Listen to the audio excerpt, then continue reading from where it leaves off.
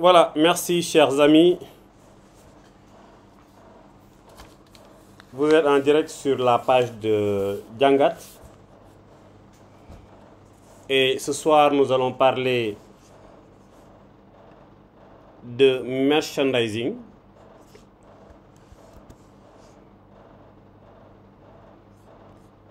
Et le thème de ce soir est comment influencer le client par le merchandising. Je suis Sek Laïbamba, enseignant-chercheur avec 20 ans d'expérience dans la formation. Mon ami Amadou Nia, mon ami Ibrahim Nia, excusez-moi, m'a demandé d'animer ce live et je le fais avec un immense plaisir. Parce que nous avons le même objectif: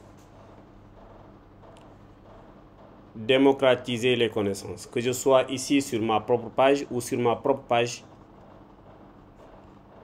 je me dis que je fais ce que je dois faire, je fais ce que j'aime,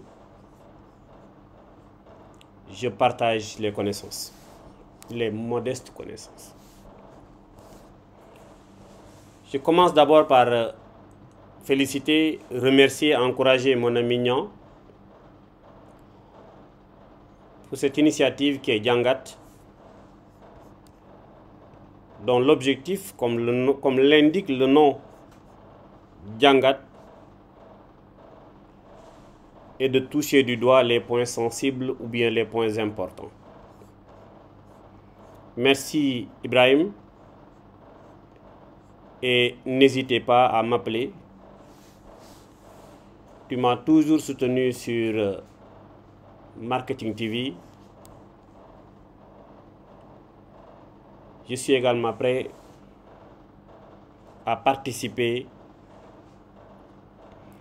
aux émissions de Djangat, que ce soit en solo comme je le fais ce soir ou bien dans le cadre d'émissions interactives ou de débats. Donc je vais faire un live très court, maximum 30 minutes. S'il faut que je revienne, je le ferai. Je veux que ce soit des condensés riches, mais surtout brefs. Ce soir, nous parlons de... J'invite également, je remercie également tous ceux qui sont en train de nous suivre. Malheureusement, je n'ai pas un écran qui me permette de voir les gens qui sont connectés. Donc nous parlons ce soir de merchandising, une discipline que j'aime tant. Donc permettez-moi de vous présenter comment je compte dérouler ce live. Donc dans un premier temps, je vais rappeler les définitions et les acteurs du merchandising. Après cela, je vais insister sur comment producteurs et distributeurs font pour influencer le consommateur pour le pousser à l'achat. J'espère que c'est bien ça le thème, Monsieur Nian. Donc merci à toutes les personnes qui sont connectées. Et dans une minute, je vais commencer le live. Je vous laisse donc vous connecter, partager. Et nous allons commencer dans une minute.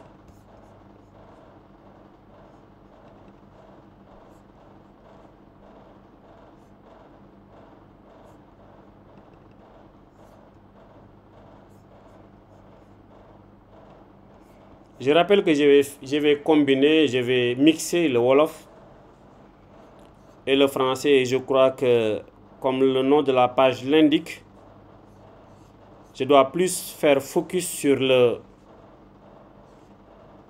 langue de Kocc Barma que je maîtrise tant, ou bien que je crois maîtriser. Allons-y sans perdre du temps. Qu'est-ce que le merchandising?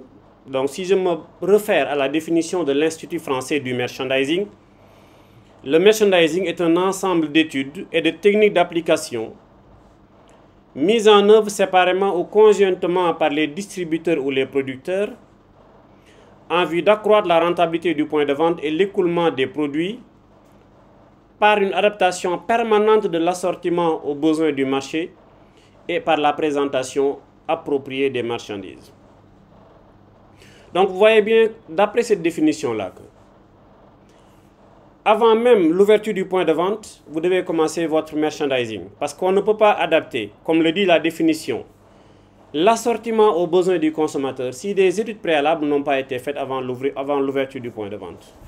Donc bien avant que le point de vente ne soit ouvert, bien avant que le site marchand ne soit ouvert, parce que je vais parler naturellement de merchandising et de e-merchandising, vous devez commencer d'abord par étudier les besoins, les goûts, les désirs, les motivations, les desiderata des consommateurs. Connaissant les produits, les services que les consommateurs désirent, vous devez assortir votre magasin de produits et désirs en phase avec les besoins des consommateurs. Donc, bien avant l'ouverture du point de vente, on doit savoir ce que les consommateurs veulent. C'est la raison pour laquelle on vous dit, avant l'ouverture du point de vente, vous devez mener des études sur la concurrence, sur l'environnement, sur le consommateur, études qualitatives, études quantitatives, sur le coût de l'investissement et sur les facilités d'accès. Donc, on connaît les goûts et les désirs des consommateurs. Nous allons vendre dans notre magasin des produits adaptés aux besoins et désirs des consommateurs. Ça, c'est la première phase. On ne peut pas vendre, on ne peut pas promouvoir un produit qui ne correspond pas aux besoins des consommateurs, même si on a un budget de plusieurs milliards. Donc, comme le dit le marketing mix de façon générale, il y a cohérence du mix si le produit que vous vendez correspond aux besoins du consommateur. Donc avant de dire qu'on influence quoi que ce soit, on doit donc s'assurer, et c'est la première étape, que le produit que nous commercialisons correspond bien aux besoins du consommateur. Donc su ma tekkee ci wolof, merchandising li ko tax a jóg mooy fexe ba yow miy jaay ak ki lay jaay, maanaam ki nga xam ne day liggéey doon producteur di la jaay, ngeen méngaloo, ngeen lëkkaloo wala ku nekk dem ci booram, ngeen fexe ba yokku koom-koomu magasin bi. li lañ koy may nag mooy ngeen fexe bay jaay produit yu méngoog bëgg-bëgg consommateur bi te ni ngeen koy présenté doon ci anam ga gën. Donc loolu mooy merchandising. su ma neexee mën naa koo tekki ci nu gën a yomb. am na benn borom xam-xam bu ñuy wax Kebner. Kebner dana merchandising mooy 5B waaye man bu ci lu à chaque fois dama ci yokk beneen B muy 6B. Donc Kebner amélioré par Laye Bamba Seck, le merchandising c'est la règle des 6B. Proposer le bon produit. Moi, ni ma la ko waxee woon avant ngay commencer, avant ngay ubbi sa magasin, nga fexee jaay produit boo xam ne méngoo na ak bëgg-bëggi consommateurs yi. Produit bu baax mooy produit bi faj soxlay waaye jëfandiku yi. Proposer le bon produit au bon prix. Bu fekkente ne bii ñi ngay jaay yoruñu, ngeen baal ma, produit yi ngay jaay bokkut ak ya nga war a jaay bokkut ak produit yi ngay jaay bu fekkente ne bii nit ñu am xaalis ngay jaay. Donc da nga war a xool ci poosu ci jibay consommateur bi proposer ko produit boo xam ne méngoo nag bëgg-bëggam. Donc proposer le bon produit au bon prix au bon moment. da nga war a jaay produit yoo xamante ne bii méngoo nag ba ak période bi nga xamante moom la consommateur bi bëggee. produit yi ngay jaay ci bu tàngee am na yoo xamante ne bii doo ko mën a jaay bu seddee. produit yi nga xamante ne bii moom lay jaay ci koor bokkut ak produit yi ñuy gën a jaay ci yu demee ni ki Tamxarit wala Noël. Donc da ngay xool ca waxtu wa gën. Au bon endroit nga koy jaayee ca fa nga xamante fa la consommateur bi yaakaar a fekk. boo jëlee parfum nga dugg ko ci biir frigo loolu nekkul le bon endroit.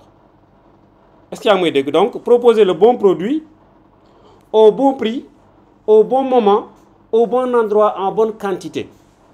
Quantité bi nga xamante ne moom ngay proposer dafa war a doy ba nga xamante ne bii ki bëgg lu bëri dina ko am, ki bëgg lu digg doomu fekk ko fa, ki bëgg lu ne ak fekk ko fa. ki nekk produit ki bëgg format familial am bosam, ki bëgg format célibataire am bosam. yu demee ni ki ndox yi da nga gis léegi butéelu ndox bu lay proposer butéelu ndox bu 10 litres am ko lay proposer butéelu ndox bu 0,5 litres. nga jël lu mel ni meew nga gis ko lay proposer sachet bu 1 kilo am ko lay proposer sachet bu 22 grammes 500. Donc bonne quantité.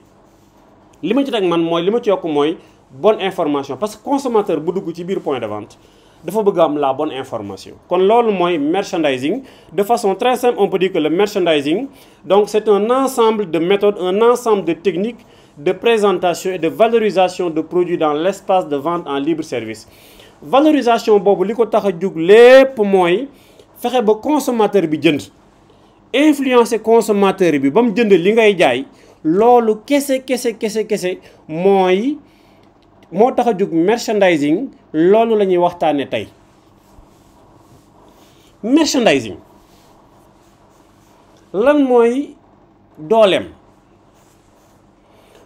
merchandising mooy wàññi personnel de vente merchandising bu baax dina waral nga mën a wàññi sa personnel de vente wax naa lañ bonne information su ma duggee ci un supermarché soxla benn diwu yaram wala benn parfum wala benn meew du ma laaj kenn lii fu mu jugee lii est-ce que am na tel produit damay jël produit bi lire information yi nga xamante ne bi moo nekk ci kaw produit bi xool ba xam bég méngoo na waaw wala déet ak samay bëgg-bëgg kon foofu soxla ma laaj information kenn su ma duggee supermarché bi soxla ma laaj fan la rayon diététique nekk fan la rayon droguerie nekk fan la rayon hygiène nekk fan la rayon beauté nekk damay dugg grâce au système de fléchage grâce au système de signalétique ma xam produit bu nekk fam nekk kon merchandising dina mën a permettre yow mi nga xamante ni bii distributeur nga mën a wàññi say charge d'abord lan mooy différence entre ki def merchandising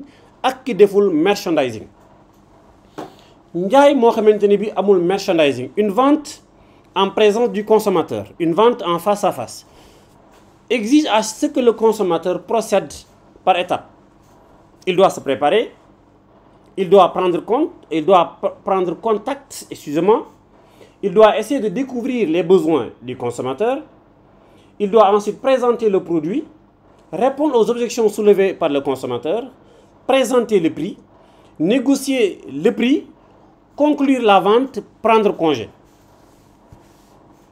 Lorsque vous êtes dans un magasin qui pratique du merchandising, c'est au point de vente et au packaging de faire toutes ces phases-là. Kon foofu bu fekkente ne bi kii jaay dafa war a teeru dalal présenté wu boppam présenté wu produit déglu consommateur bi xam lan mooy bëgg-bëggam présenté prix bi jaay tàggutoo bu fekkee da ngay doxal technique gu merchandising nag loolu du fa am magasin bi mooy dalal produit yi ñooy tontu laaj yi nga xamante ne bi consommateur bi moo koy laaj su ma duggee ci magasin damay waxanteeg produit bi di laaj muy tontu te produit bi moom du ubbi gémmiñam loolu moo tax ñu naan la le packaging est un vendeur muet da ngay poser wu question xool ci packaging bi tontu la kon foofu yaakaar naa ne Ibrahima Niang liggéey bu mag a mag moom lañ fa war a def ci wàllum packaging fii ci suñu réew parce que boo xoolee suñu faiblesse principale la principale faiblesse de nos produits locaux réside essentiellement dans le packaging suñu jëlee suñu qualité produit kenn nattablewul ne qualité produit baax a baax lañu yore mais malheureusement suñu packaging ñoo attractiful dinañ ci ñëwaat léegi ci importance attractivité du produit dans ce qu'on appelle le merchandising visuel.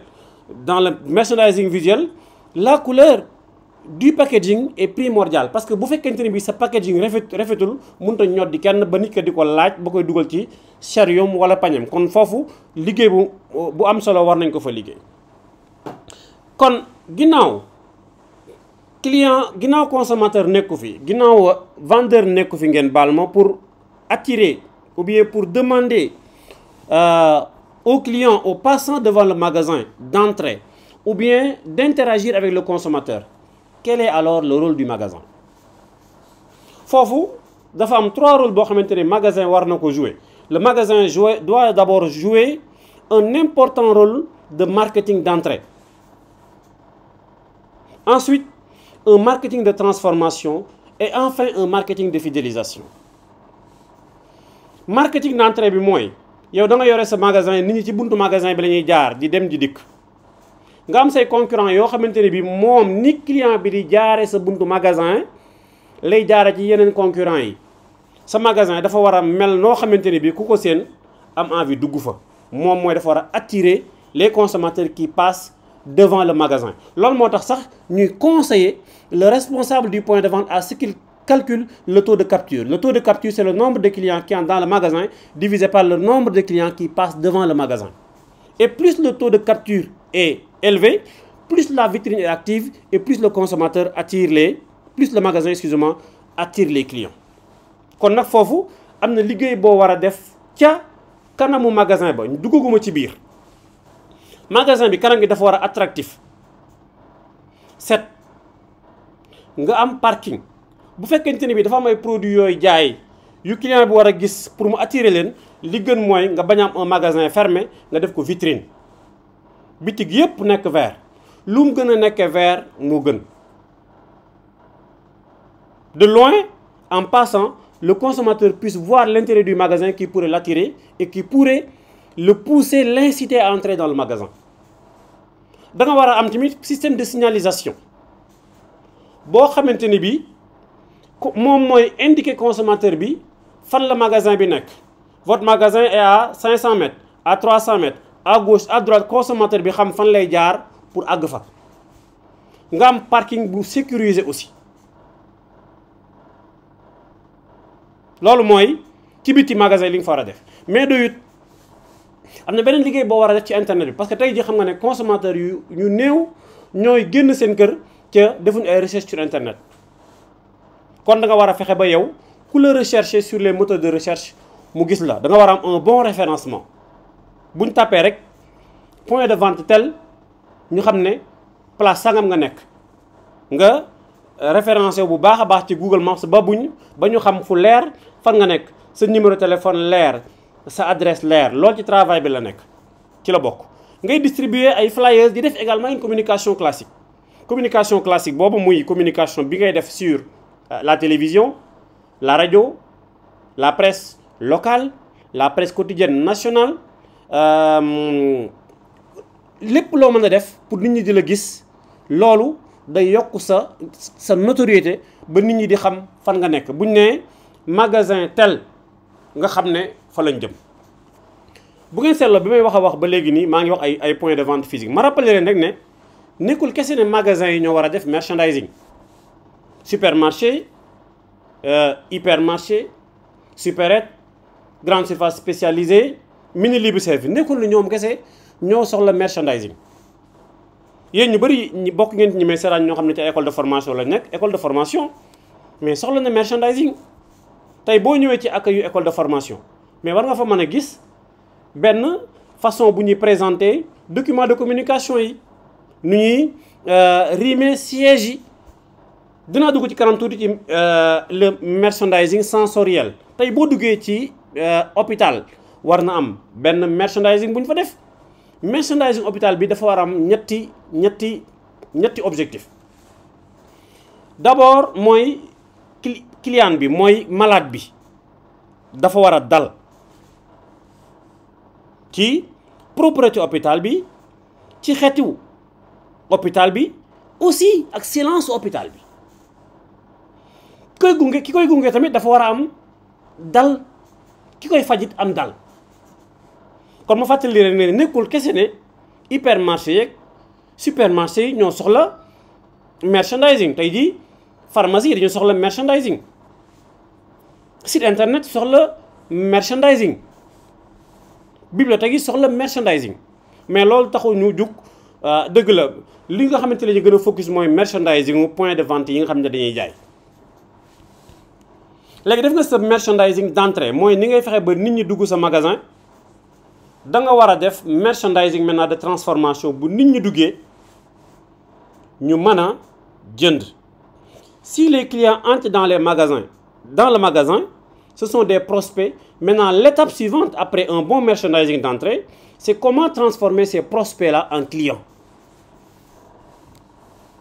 Il y a plusieurs éléments sur lesquels on peut jouer. L'éclairage, la dimension des allées,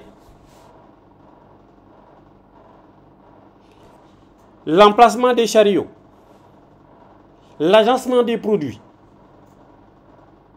Je vais, avant d'entrer dans le merchandising sensoriel, Je vais rappeler un peu les acteurs du merchandising. Je l'ai déjà fait dans la définition pour ceux qui comprennent bien. Et les différentes formes de merchandising qui existent. Les acteurs du merchandising sont le consommateur qui est l'acteur principal parce que toutes les actions que nous menons, c'est en réalité pour pouvoir satisfaire le consommateur. Donc il y a le consommateur qui est l'acteur principal du merchandising. Nous avons les producteurs et les distributeurs.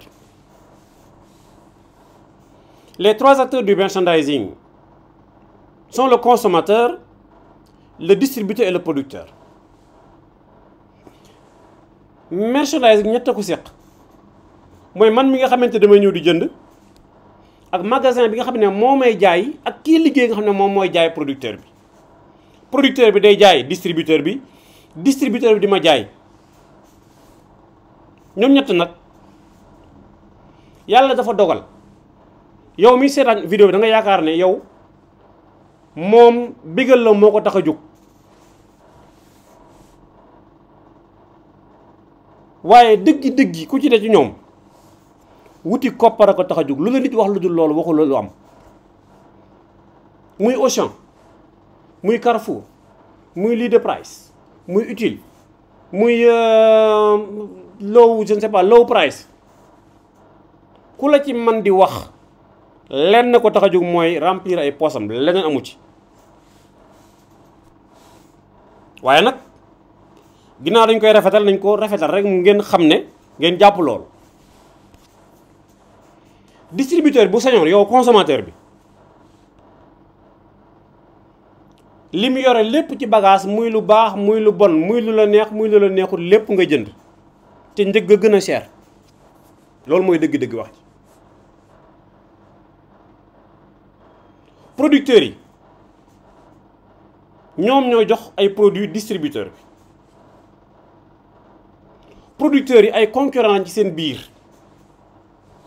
parce que ku nekk dafa bëgg bu duggee ci magasin wu distributeur bi ay produits am ñu koy gis bu baax a baax ay produits am espace bi gën a ngand ci gondole yi ci console yi si vous voulez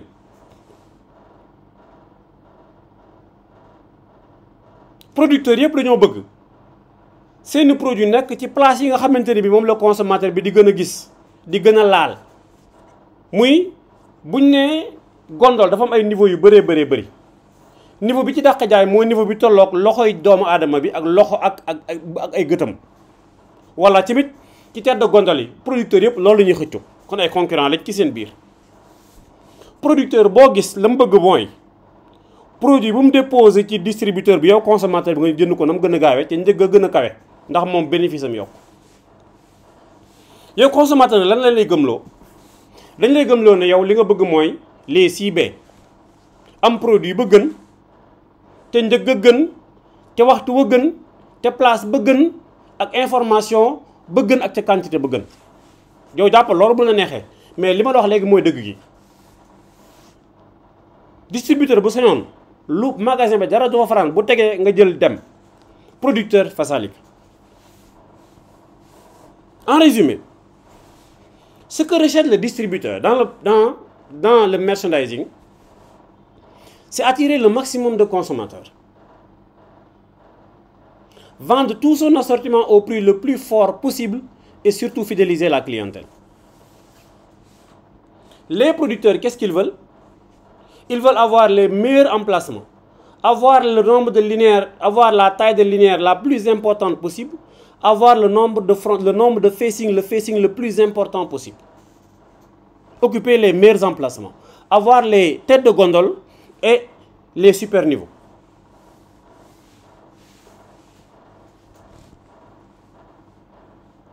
Loolu mooy acteur merchandising yi distributeur nag moom li mu gën a bëgg mooy influencer le consommateur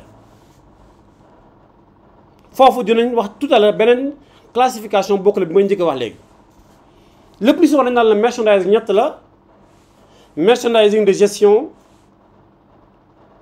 de séduction et merchandising de gestion et d'organisation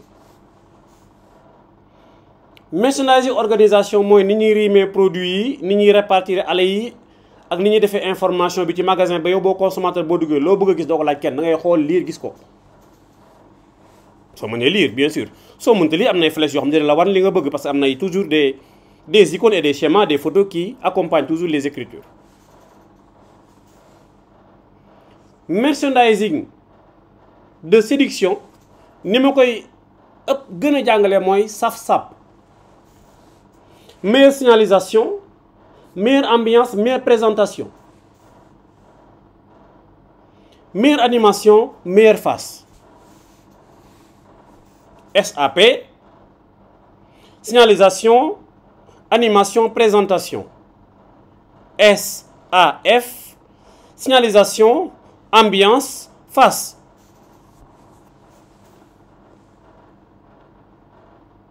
foofu la ñuy fexe ba yow boo duggee jënd loo xamante ni bii soxla woo ko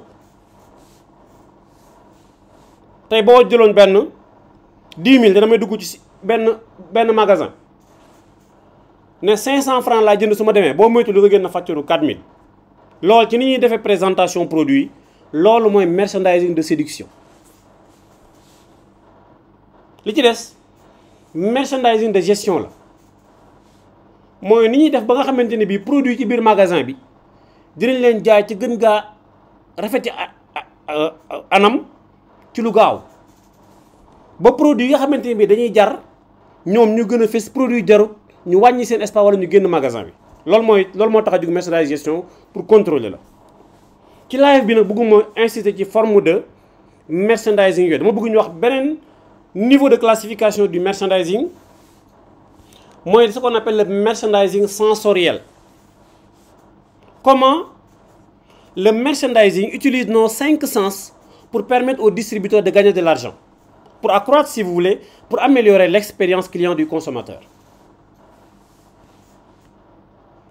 Nous avons le merchandising auditif,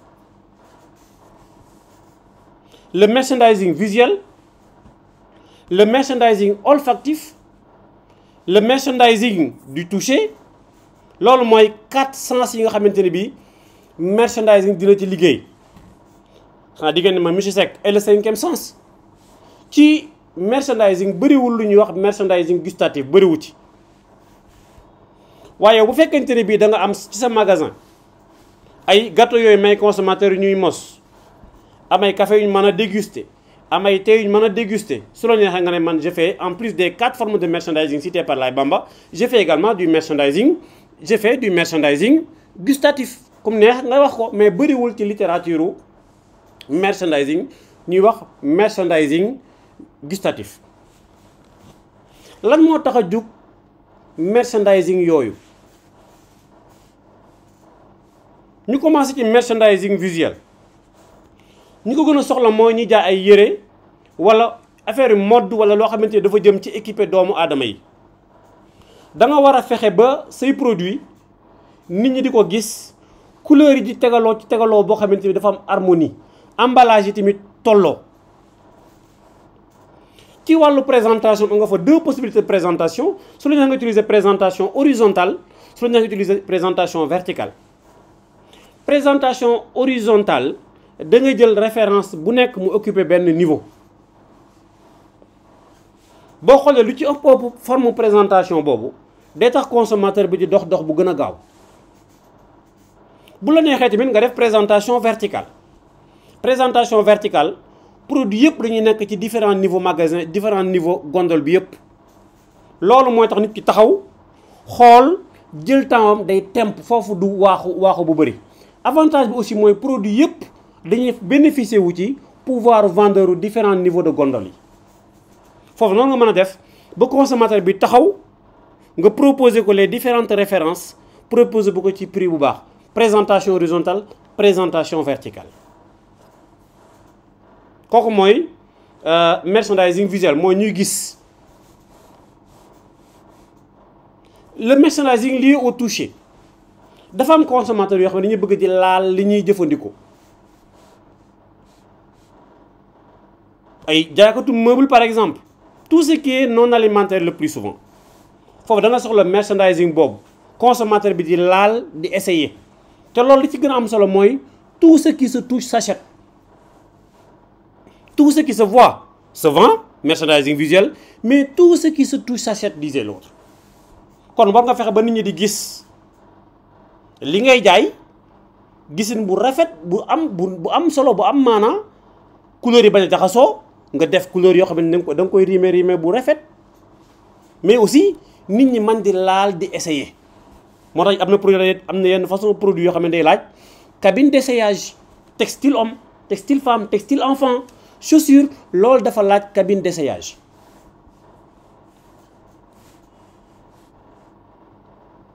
bi ci topp mooy merchandising sonore auditif, le merchandising auditif tey ji am na ay entreprises yu mag yoo xamante ne bii ci lenn rek la ñuy liggéey mooy musique d'ambiance biñ ci gën a xam dans le monde mooy Mood Media. Mood Media day liggéey musique d'ambiance ba koy liggéeyal pharmacie yi soxlawul aussi ngay am benn DJ en interne depuis leur siège mën nañ diffuser la musique même boo nekkee Afrique mën nañ toog France di la jox musique bi fii grâce à la magie du net loolu moom xam nañ ko.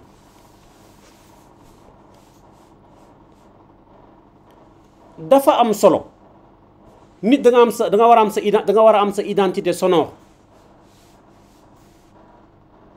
identité sonore boobu day baax mu am cohérence entre bu fekkee da nga am benn boutique marchande même musique bi ñuy diffuser dans le site e-commerce mu nekk musique bi ñuy diffuser ci réseau de points de vente yépp ba nga xamante ne fu ko nit ki déggee dem na lii de musique gu bitik tel la loolu day yombal sa communication. musique boobu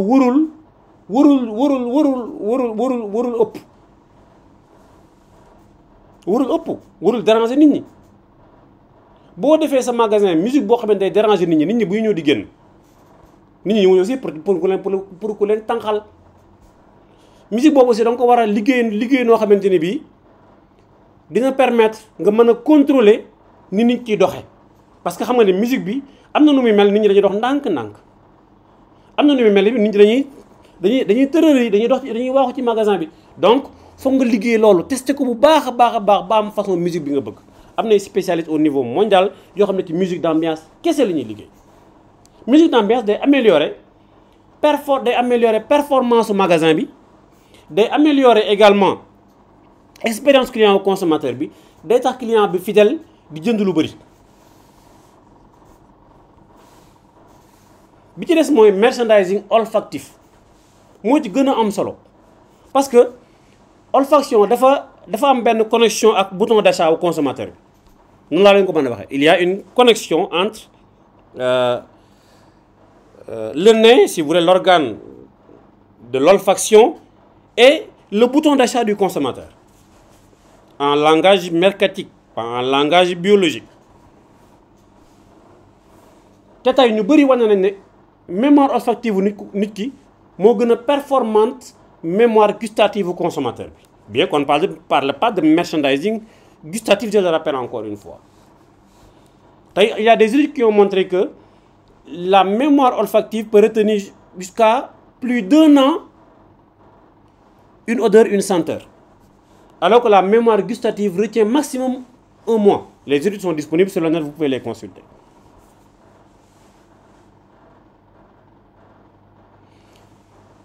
magasin bu ci consommateur bi duggee dafa war a am xet gu neex, dafa war a am xet gu ñuy ràññee magasin bi.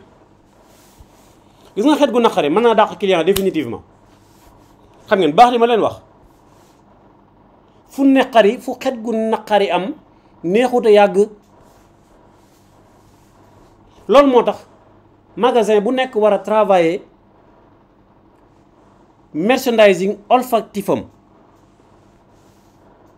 foofu aussi am na ay spécialistes au niveau mondial yoo xam ne ci parfum kese la ñuy liggéey marketing olfactif kese la ñuy liggéey. je crois Fabergé fait partie des leaders mondiaux dans ce domaine-là. dañ lay mélanger ay parfum ba nga am xet gu la neex te loolu tamit da ngay fexe ba sa magasin yépp boo amee un réseau de magasins surtout bu consommateur bi duggee rek mu nekk même xet gi mais fii di xeeñ lii fii di xeeñ lee fii di xeeñ lee non non non da nga war a am même odeur bu heure boo duggee ci magasin ak fu magasin bi mën a nekk mu nekk Dakar mu nekk Thiès mu nekk Ziguinchor mu nekk Tambacounda mu nekk même xet gi. bu fekkee amoo moyen yooyu su la neexee ci biir magasin bi rayon bu nekk am odeur boppam rayon salle de bain bi am odeur boppam odeur salle de bain mais odeur bu neex odeur lavande par exemple. boo jaay café j'aime bien le café boo jegee see rayon café bi xeetu café gi commencé laa xeeñ mais loolu day inciter consommateur bi à ce que mu jënd. boo amee un rayon jardinage boo jegee consommateur mu commencé laa xeeñ jardin mais loolu mën na inciter consommateur bi également mu jënd. boo amee un rayon pâtisserie un rayon boulangerie boo jegee rayon bi rek xetu mburu bi commencé xeeñ loolu aussi mën na inciter consommateur bi à ce que mu jënd. kon bu fekkee da nga bëgg sa consommateur jënd bu baax travailler le niveau de merchandising yooyu à savoir le merchandising olfactif, le merchandising auditif, le merchandising visuel et le merchandising du toucher. Rappelez-vous, le comme neex nga tudd sa merchandising gustatif mais bëriwul ci littérature bi loolu lépp li ko tax a jóg mooy lu neex. Consommateur buur la buur dafa war a nekk fu sedd magasin bu tàng jër kenn du fa yàgg. magasin bi dafa war a xeeñ lu neex su xeeñee lu neex nit ñi toog bu xeeñee lu neex nit ñi dugg génn. gis nga ni ngay duggee ci site internet cliquer xool muy charge nga daw génnaat le bounce rate bu fekkente ne bi sa magasin dafa tàng wala mu xeeñ naqar bu nit ñi dugg di génnaat dugg rek génnaat. Les gens ne vont même pas se transformer les prospects entrent et sortent.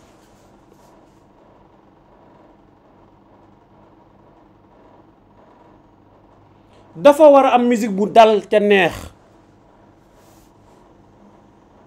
musique manqué wul Sénégal mais da nga war a sa musique bu bopp am na ñoo xam dañu dem ba am seen rajo une radio de magasin une radio d'enseigne voilà une radio d'enseigne moom mooy diffuser musique gu enseigne bi de telle heure à telle heure dinañ xam ni ñuy régler musique bi de telle heure à telle heure dinañ xam man façon musique la ñu am en fonction des heures de la journée ki gère rajo bi dina xam yan façon musique lay diffuser dans son réseau d'enseigne. noonu ngay liggéey sa marketing auditif da nga war a travailler tamit couleurs yi emballage yi ni ñuy tegaloo format yi rayon yi allées yi éclairage bi mobilier bi ngay utiliser pour say rayon nga travailler ko bu baax a baax. bu fekkee da nga jaay produit yu cher am na xeetu gondole yoo war a utiliser boo jaay produit alimentaire am na xeetu gondole yoo war a utiliser boo jaay produit yu diis tamit da nga éviter utiliser gondole yoo xamante ne bii dafay lemu parce que ay gondole yu lemu way gondole yu tooy yu niin mais loolu ce n'est pas une bonne image da nga koy liggéey. loolu mooy merchandising olfactif auditif visuel et du toucher.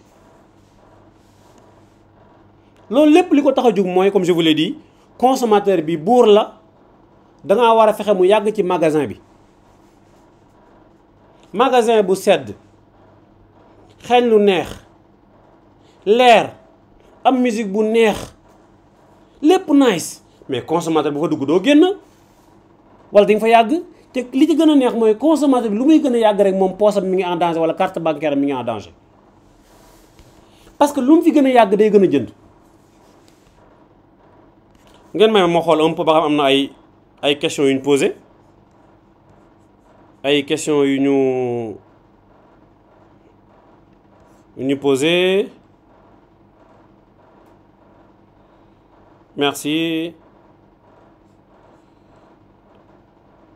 merci beaucoup.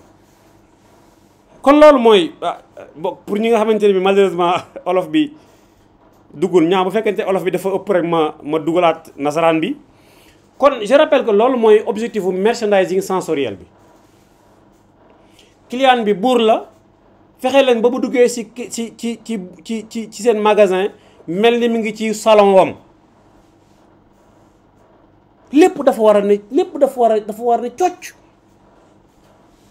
am na ay quelques détails yoo xam ne bëgg naa ñu waxtaan ci gis nga dëgg la magasin bi amul ay il n'y a pas un personnel de vente mais il y a des chefs de rayon qui approvisionnent les rayons. Si une gondole est vide dañ ko war a approvisionner waat mu gën a gaaw parce que gondole bu dul amay trou nga nekk en plein ramadan nit ñi di jënd soow mi nit ñi di jënd boisson yi foo tourné gis ay pax magasin warul am ay pax heure bu vidé rek gaawal nga réapprovisionner waat.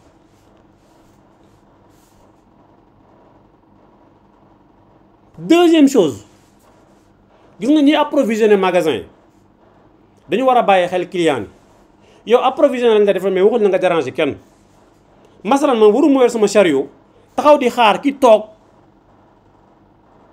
di approvisionner magasin pour jàll. yow mi nga xam ne da ngay approvisionner ci magasin bi ngay liggéey boo gisee client buy ñëw puusal nga may ko mu jàll moom moo lay fay bàyyi ci xel. soo amee sa réewane tee ko disponible sourire boo ko mënee guider nga guider ko bien ko taxulaa jóg yow mi responsable magasin bi il faut savoir que les allées ne doivent pas être trop étroites. Les allées doivent être suffisamment larges pour permettre aux consommateurs de se mouvoir. Allées yu xat mën na nekk source d'insatisfaction et d'infidélité. Si je me rends compte par exemple que votre magasin a des allées trop larges, trop étroites, mais la prochaine fois je vais aller dans un magasin où j'ai un confort d'achat. Des allées étroites ne riment pas avec confort d'achat. Ibrahima ñaa mi ngi jógee fële man damay toog xaar ñaa mu jàll pour ma jàll mais loolu taxul ma je perds du temps.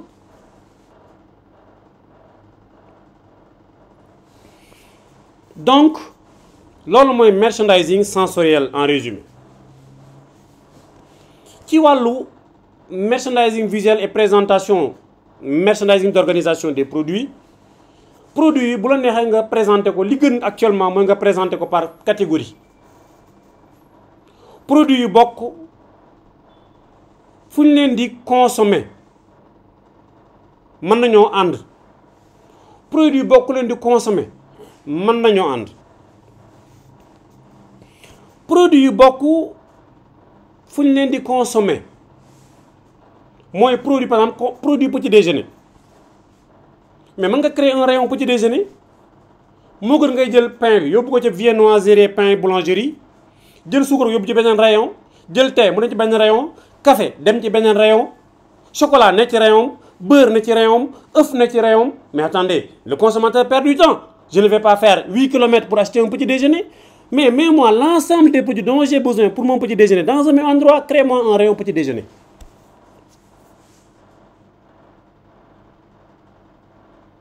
Est-ce que yaa ngi may dégg mën nga créer si tu veux un rayon écolier élève bi lu mu soxla fa la koy fekk aussi bien alimentaire que non alimentaire mën nga créer univers bébé bi lu mu soxla fa la koy fekk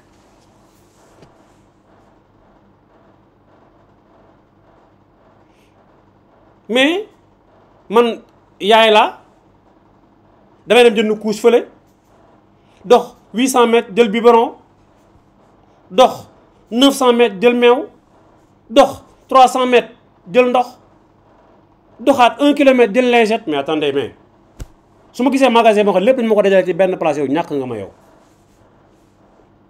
kon organiser ce magasin sous forme d'univers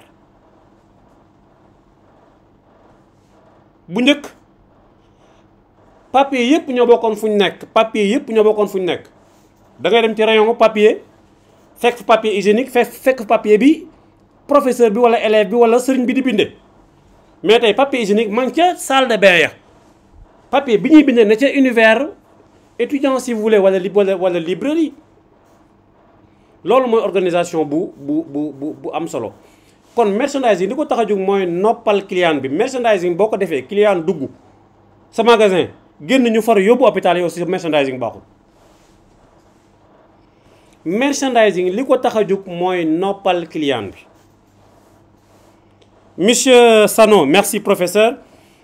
Lien entre merchandising et logistique, vous savez, en matière de merchandising, tous les produits qui sont au magasin, mais sont arrivés au magasin grâce à un soutien logistique énorme, colossal, je dirais. Et aujourd'hui, les champs de données informatisés que vous utilisez en matière de logistique nous permettent de faciliter l'approvisionnement du magasin. Vous êtes responsable logistique, vous êtes responsable d'un magasin. Moi, je mets à votre disposition l'ensemble des informations de mon magasin. Donc, de loin, depuis vos entrepôts, vous avez la possibilité, vous avez un œil sur l'évolution de mon stock. Dès que j'atteins le stock d'alerte, mais vous enclenchez la procédure de commande. Ou bien vous déclenchez la procédure de commande. Sans que je n'écrive rien, quoi que ce soit. Lors lien, mais naturellement, il y a également une logistique interne au niveau de la gestion des stocks. Sauf aussi, il y a un travail, peut-être vous allez y revenir un jour dans la gestion des stocks. Parce qu'aussi, on ne doit pas vendre dans le magasin des produits périmés. Des produits qui ont dépassé ou atteint leur DLV ou bien leur DULO. Date limite d'utilisation optimale et date limite de vente. Bon, j'avais promis de ne pas dépasser 30 minutes. Malheureusement, je suis à presque 3 quarts d'heure. L'essentiel, bon, ok, allons-y, essayons de conclure rapidement. Donc, le reste, moi, merchandising de fidélisation. Le processus d'achat, si le consommateur entre dans le magasin, achète, choisit des produits, remplit ses chariots, son panier, la dernière étape, c'est l'étape caisse, étape paiement. Il y a des magasins où il y a des caissiers. Mais dans les magasins modernes, aujourd'hui, avec une carte bancaire, on peut directement payer sans passer par une caissière ou un caissier. Ce caissier-là ou cette caissière-là a un rôle important dans la fidélisation du consommateur. Donc, lorsque vous êtes responsable de magasin, vous devez mettre en place un petit cérémonial, des phrases, si vous voulez, que la caissière ou le caissier doit prononcer une fois qu'il reçoit le consommateur. Ou bien pendant la phase de prise de congé. Merci de votre visite. Merci de votre fidélité. Le caissier également doit s'assurer que le consommateur a une carte de fidélité. Si le consommateur n'a pas de carte de fidélité, il faut avoir une carte de fidélité magasin. Il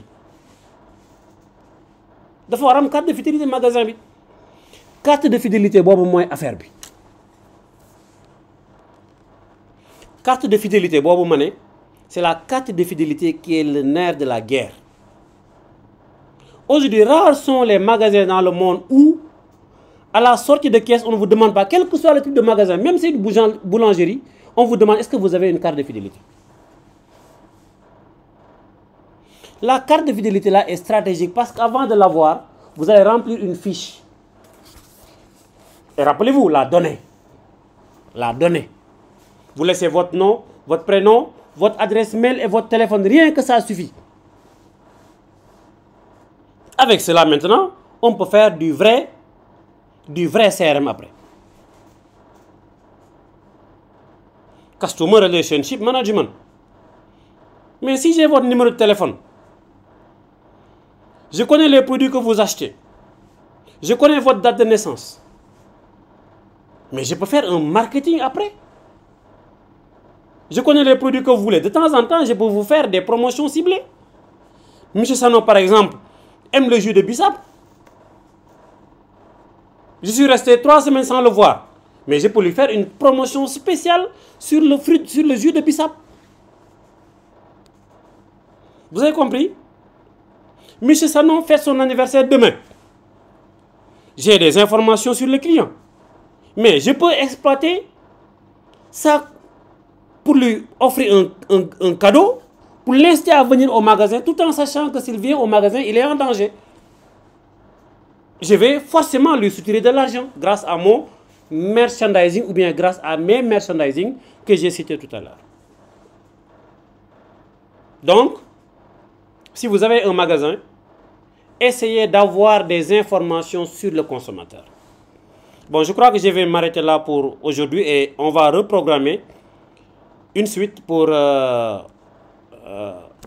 live parce qu'on doit aborder quand même le e-merchandising. Et malheureusement, si je dois parler du e-merchandising, ça va tirer en longueur. En tout cas, je vous remercie de votre fidélité et vous donne rendez-vous dans quelques jours.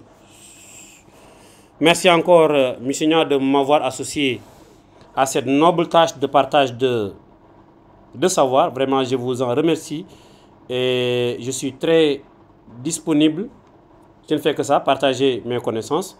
Et je m'excuse encore une fois du retard que j'ai accusé. Je devais commencer normalement à 19 h, mais la prochaine fois, je veillerai à être